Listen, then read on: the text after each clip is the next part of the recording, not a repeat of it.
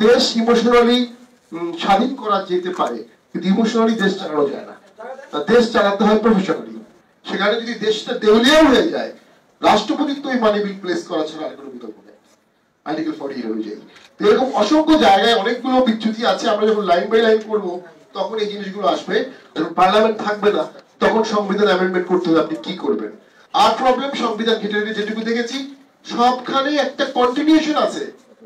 Until next position holder oath না নেওয়া পর্যন্ত আগের জন কন্টিনিউ করতে পারবে। রাষ্ট্রপতি পারবে, প্রাইম মিনিস্টার পারবে, স্পিকার পারবে, ডেপুটি স্পিকার পারবে। আইনগত এখন আমাদের কিছুই নাই, আবার সবাই কিন্তু কন্টিনিউ করতে পারবে। এটা খুবই ডেঞ্জারাস একটা সিচুয়েশন। সেই সিচুয়েশনটাকে সমাধান করা প্রয়োজন। স্ট্যান্ডিং কমিটি আমাদের সবচেয়ে রক্ষা কবচ। আমি সংসদে 6 বছর ছিলাম, রুবিন ফারহানাও 5 বছর ছিলেন, আমরা একই কমিটিতে ছিলাম। যদি সংসদ সদস্যরা কাজ করতে চায়, স্ট্যান্ডিং কমিটি তাদের জন্য সবচেয়ে বড় একটি কাজ করার জায়গা।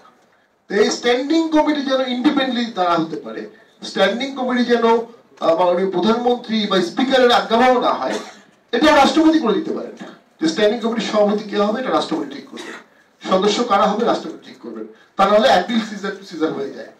দেন আমাদের বাজেটিংও দেখা যাচ্ছে অসংখ্য প্র্যাকটিস মানে প্রভিশন আছে। যেমন আর্টিকেল 80 তে আছে যে প্রেসিডেন্ট তার প্রেসিডেন্সিয়াল মেসেজ দিতে পারবেন পার্লামেন্টে, ক্যাবিনেটে উনি মেসেজ দিতে পারবেন যে আমি মনে করছি এটা করা উচিত, এবং মাননীয় প্রধানমন্ত্রী বাধ্য ওই মেসেজটা ক্যাবিনেটে প্লেস করতে, যদিও মেসেজ সবাই মানতে পারতো না।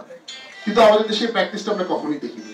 কোনো মানি বিলই প্রেসিডেন্টের রেকমেন্ডেশন ছাড়া প্লেস করা যাবে না। এটা রাষ্ট্রের একটা এক্সচেকারের উপর একটা বাধ্যবাধকতা ছিল। দেখেন আর্টিকেল 48 তাহলে কি হবে?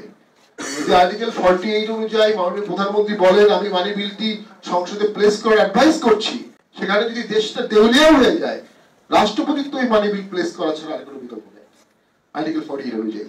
এরকম অসংখ্য জায়গায় অনেকগুলো বিচ্যুতি আছে। আমরা যখন লাইন বাই লাইন করবো তখন এই জিনিসগুলো আসবে। আর কনসোলিডেটেড ফান্ডে বলা আছে যে নির্বাচন কমিশনার, সুপ্রিম কোর্টের জাজ, রাষ্ট্রপতি তাদের অফিস চালানো এবং তাদের বেতন কনসোলিডেটেড ফান্ড থেকে থাকবে, এটাকে অ্যাফেক্ট করতে পারবে, হুইচ ইজ ভেরি গুড। সেখানে আরো অনেক কমিশন আনা দরকার। Human rights commission, competition commission, universal grants commission, কমিশনগুলোকে যদি সাংবিধানিক স্বীকৃতি দেওয়া হয় তাহলে অনেক ক্ষেত্রে আমি মনে করি তারা ডেফিনেটলি ইন্ডিপেন্ডেন্টলি কাজ করতে পারবে। আরেকটা জিনিস যেটা 14 সালে হয়েছে, কত পার্সেন্ট ভোট কাস্ট হলে ভোটটাকে কন্টিনিউ করা যাবে, এটা একটা প্রভিশন আনা দরকার। আমার মতে অ্যাটলিস্ট 50-55% ভোট না কাস্ট হলে সে ভোটটা বৈধ হবে না। এবং নির্বাচন কমিশনের আইনগত খুব বেশি ক্ষমতা নেই এই ক্ষেত্রে। বর্তমান প্রেক্ষাপটে কতজন আনকন্টেস্টেড হতে পারবেন সর্বোচ্চ?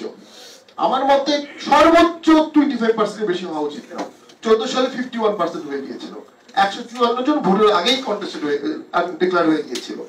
এবং হয়ে গেছে এখানে আসলে সাংবিধানিক ভাবে নির্বাচন কমিশনের কি করার কথা ছিল। এই যে বড় একটি দল বিএনপি ভোটে অংশগ্রহণ করলো না, সেখানে নির্বাচন কমিশন বলছে আমরা ট্রাই করেছি, তার তো সাংবিধানিক কোনো ক্ষমতা ছিল না 3 মাসের মধ্যে ইলেকশন করা ছাড়া। তো সংবিধানে ওটা আনতে হবে। যদি মেজরিটি কোনো দল, সকল দল ঐক্যমত না হয় তাহলে তফসিল দেওয়া যাবে না। যদি সকল দল একমত না হয় তাহলে অন টাইমে সকল দল বলতে মেজর দল, তাহলে 90 দিনের যে বাধ্যবাধকতা আছে এটা মানতে নির্বাচন কমিশন বাধ্য না। এই টার্মস গুলো যদি আমরা না নিয়ে আসি তাহলে ভবিতব্য অনেকগুলি আমরা দেখবো। এটা হচ্ছে শেষ করে দিচ্ছি, আমাদের সংবিধান কিভাবে অ্যামেন্ডমেন্ট করতে হবে এইটা আমাদেরকে এখন ঠিক করতে হবে ফার্স্ট কাজ। যখন পার্লামেন্ট থাকবে না তখন সংবিধান অ্যামেন্ডমেন্ট করতে হবে, আপনি কি করবেন। তো এই জিনিসগুলো আমরা থ্রো করছি এবং আমি শিওর অনেক আলোচনা আসবে এবং আমরা কন্টিনিউয়াসলি আলোচনাগুলো করব। এই আলোচনাগুলো খুবই প্রয়োজন। দেশ ইমোশনালি স্বাধীন করা যেতে পারে, কিন্তু ইমোশনালি দেশ চালানো যায় না। দেশ চালাতে হয় প্রফেশনালি।